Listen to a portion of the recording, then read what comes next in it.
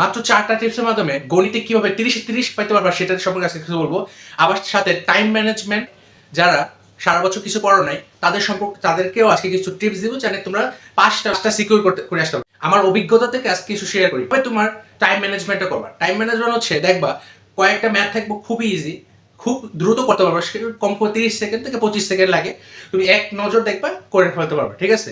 আর একটা টাইপ থাকে যেগুলো হচ্ছে তোমার যে জ্যামিতি টাইপ, ওগুলো একটু ভালো করে প্র্যাকটিস করে যাবা। তোমার বিভিন্ন টেস্ট পেপার আছে, সাইড আছে, সলভ করে যাবা।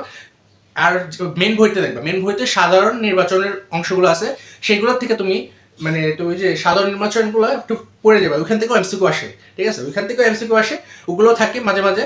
আরেকটা হচ্ছে বড় বড় কোশ্চেন থাকে, তুমি যে এতগুলো ম্যাথ কথা গহের মতন একটা ম্যাথ থাকবে, কয়েকটা ম্যাথ থাকবে, সেগুলো করতে তোমার কমপক্ষে 3 থেকে 4 1 থেকে 2 মিনিট যাবে। তোমার এগুলো সব সলভ করতে করতে 12 থেকে 13 মিনিট চলে যাবে। এইসব ম্যাথগুলো থাকে। আবার একটা খুব ইজি এগুলো ম্যাথ, ওগুলো তো পারার কথা, এরকম করে 30টা থাকে, ঠিক আছে। এটাভাবে টাইম ম্যানেজমেন্ট করবো, কমপক্ষে তোমার করতে করতে 27 থেকে 28 মিনিট চলে যাবে। যদি আবার যেগুলো পারো না সেগুলো একটু সেগুলোর জন্য একটু টাইম রাখবা, 4-5 মিনিট রাখার ট্রাই করবা। যেগুলো পারো না এগুলো পরে তুমি এমন না যে তুমি যে একটা পারতেছো এটা একটা কথা, যদি না পারো না তুমি স্কিপ করে পরেরটাতে যাও, তোমার টাইম নষ্ট করা যাবে না। স্কিপ করে পরেরটা যাবে, স্কিপ করে পরেরটা যাবা, ঠিক আছে।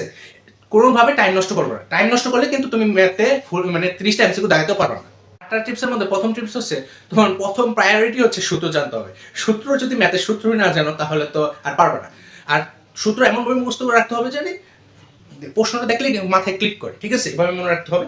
দ্বিতীয় হচ্ছে এই যে জ্যামিতির পার্ট, অনেক টাইপ তুমি জ্যামিতি কোশ্চেন দেখবা, একই টাইপের অনেকগুলো সিকোয়েন্স থাকে, ঠিক আছে, একই সিকোয়েন্স থাকে। তুমি বইয়েরটা দেখতে পারো, বইয়ে আসছে, গাইড আসছে, যেখান থেকে দেখতে পারো। আর 3 নাম্বার টিপস হচ্ছে, তুমি শর্টকাট কিছু শর্টকাট আছে যেগুলো তুমি বিভিন্ন ইউটিউব চ্যানেল পেয়ে যাবো। আবার এমন না যে পারা জিনিসটারও শর্টকাট জানা লাগবে, তোমার বড় বড় যেগুলো ম্যাথ আছে সেগুলো শর্টকাট তুমি জানলেই হবে।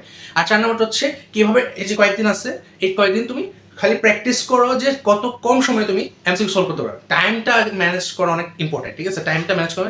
এই 4টা টিপস তুমি ফলো করলে অবশ্যই 30 পড়ে যাবে। আর যারা সারা বছর কিছু পড়ো নাই, এই শেষ মুহূর্তে যারা স্টাডি করতেছো, ঠিক আছে, এর জন্য একটাই উপদেশ, তারা এখন এই যে টেস্ট পেপার যে শেষের দিকে যে সলভ পেপার পেপারটা আছে, টেস্ট পেপার যেটা আছে, সে পিছনে টাইপ ভিত্তিক এমসিকিউগুলো আছে, ঠিক আছে, টাইপ ভিত্তিক এমসিকিউগুলো আছে, এই টাইপ ভিত্তিক এমসিকিউগুলো করে যাও।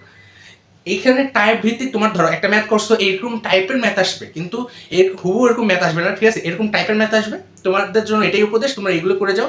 এমসিকিউ কমপক্ষে তুমি 500 করে আসতে পারবা, ঠিক আছে, 500 করে আসতে পারবা। কনফিউশন আর না, সায়েন্সের ভয় হবে সব ছাড়া, কনসেপ্ট ক্লিয়ার, ফিউচার ব্রাইট, সবাই বলো ইয়েস। শিক্ষা এডুকেশন এডুকেট, ফলো করে দেখো, লাইফ হবে ইনফরমেটিভ।